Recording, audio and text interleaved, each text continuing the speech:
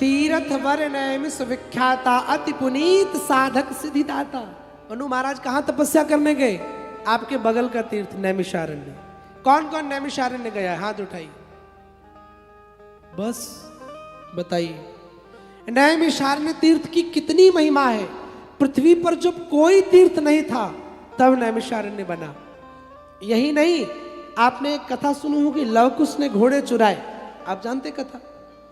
तो जो जिस लवकुश ने जो घोड़े चुराए, राम जी ने अश्वमेध यज्ञ किया था, तो वो अश्वमेध यज्ञ नैमिषारण्य में ही बैठ करके किया था।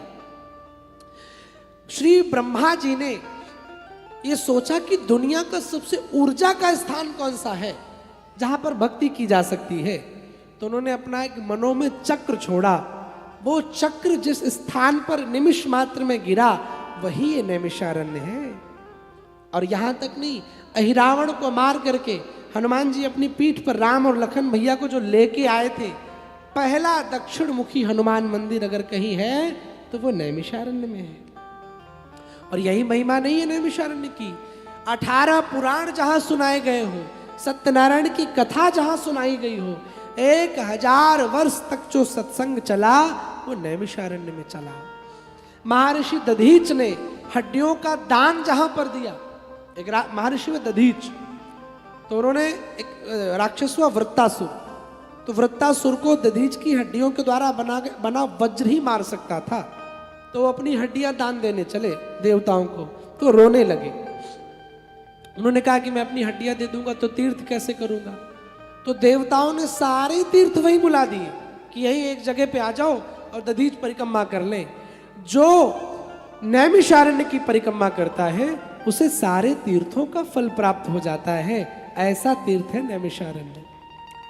और 51 शक्तिपीठ में से माता सती का हृदय जहां पर गिरा वो त्रिपुर सुंदरी मां ललिता निवास करती है नैमिषारण्य में। ऐसा तीर्थ है नैमिषारण्य में। और ये दास को भी सौभाग्य मिला कि उस नैमिषारण्य तीर्थ में लगभग 1 लाख स्क्वायर फीट में एक सुंदर श्री राधा रानी का मंदिर वहां पर निर्माण कराने की प्रक्रिया चल रही है। ठाकुर जी ने चाहा तो निकट भविष्य में आप सबको नैमिषारण्य में श्री किशोरी जी के बड़े दिव्य दर्शन होंगे, बड़े भव्य दर्शन होंगे। अभी बहुत जल्दी उसका भूमि पूजन करने वाले हैं, आप सबको बुलाएंगे, क्योंकि मंदिर तो सबके सहयोग से ही बनता है।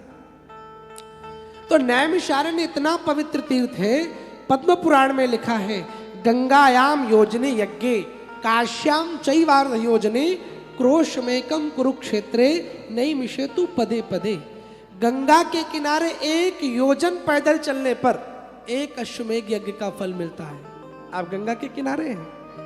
काशी में आधा योजन चलने पर 6 किलोमीटर, 1 योजन 12 किलोमीटर। कुरुक्षेत्र में 1 कोस यानी 3 किलोमीटर पैदल चलने पर 1 अश्वमेध यज्ञ का फल प्राप्त होता है। और नैमिष में पग पग पैदल चलने पर 1 अश्वमेध यज्ञ का फल प्राप्त होता है। बोलिए नैमिषारण्य धाम की। तो ऐसा पवित्र तीर्थ है नैमिषारण्य। छोटा सा अपना आश्रम है, छोटी सी कुटिया है, 300-400 बच्चे गुरुकुल में पढ़ते हैं, जिनको निःशुल्क शिक्षा दी जाती है।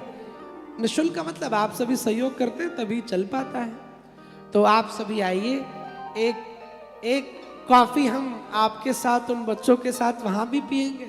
तो ये देखिए सनातन परिवार, हमने अपने ट्रस्ट का नाम रखा सनातन परिवार फाउंडेशन, क्योंकि हम किसी को चेला नहीं बनाते, हम किसी को ऐसा संबंध नहीं, सब हमारे परिवार ही हैं। ये सनातन ही हमारा परिवार है।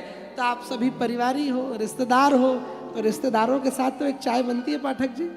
तो आप जब भी, दोनों पाठक जी, अब मिश्रा जी और त्रिपाठी जी, और हाँ रसगुल्ला भी पहुंचना चाहिए। हाँ देखिए गणपति कोल्ड स्टोरेज और दुबे रसगुल्ला, हाँ कितना फेमस है आपका। हम पहली दक्षिणा पाठक जी के यहाँ मिली और पहला रसगुल्ला दुबे जी के यहाँ मिला हमें।